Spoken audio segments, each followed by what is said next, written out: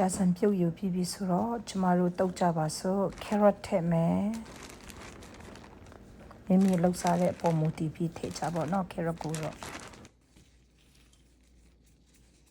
ပြီးရင်အချင်းဖြောထားတဲ့ဟာထည့်မယ်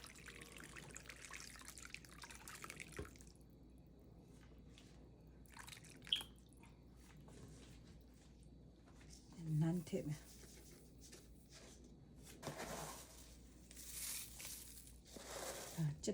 ချက်တွန်ဖြူကျော်အချင်းဖြိုထဲမှာလဲထဲတော့ထဲထားပြီးပြီဒါမဲ့ပုံမွေးအောင်ဒါရှောက်ကောပါကောနန်းပြန်ကဲဒါကခုအားရပါရနေတော့မယ်နော်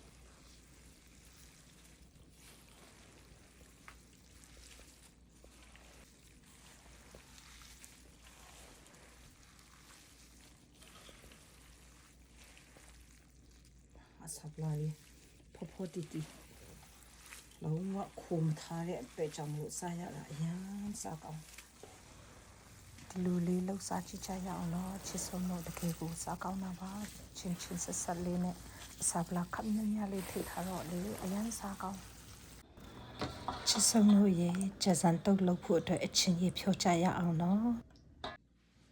ခုကျမဂျာဆန်တုတ်ဖို့အချင်းဖြိုမှာဖြစ်ပါတယ်အခုဒီထဲမှာကချက်တွန်ဖြူကြိတ်ထိထားတယ်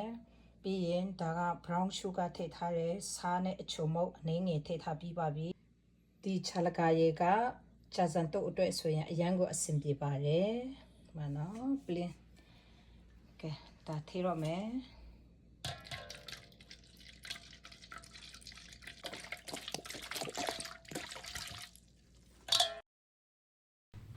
ဒါတော့ငရုတ်စီဖြစ်ပါတယ်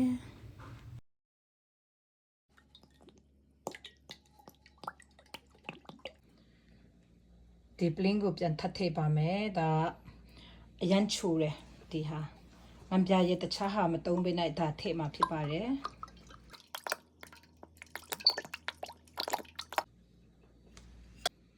ပြီးရင်ဒီပလင်းပြန်ထည့်ပါမယ်ဒါတယောက်နဲ့တယောက်လှုပ်ရှားတာတော့မတူဘူးပေါ့နော်ဒါကတော့ကျမအမြဲတမ်းလုပ်နေကြပေါ့နော်ကဲချက်တွန်ဖြူကြော်ပြန်ထည့်မယ်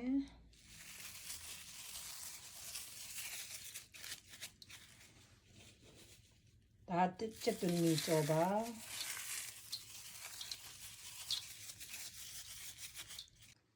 ဒါကတော့ရှောက်ကောပါကောစီချက်တတ်ထားတာဖြစ်ပါတယ်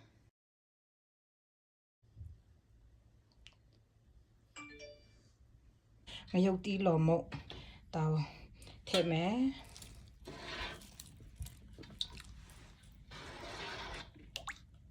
ဒါကြတော့ငရုတ်တီးကိုချိန်ထားတာဖြစ်ပါတယ်ငရုတ်တီးစိမ့်ဖြစ်ပါတယ်ဒါကအစအတွေ့ပေါ့နော်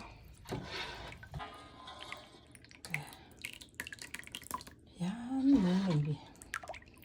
ဂျာဆန်တုတ်ကိုအတွက်ချင်းရဲ့ချင်းစင်ဆက်ဆက်ပေါ့ချစ်တွန်ချောခလိုက်တယ်လောက်စားကြည့်ကြနော်ချစ်ဆုံးလို့တကယ်စားကောင်းတယ်နော်ဒီမှာဒီထဲမှာ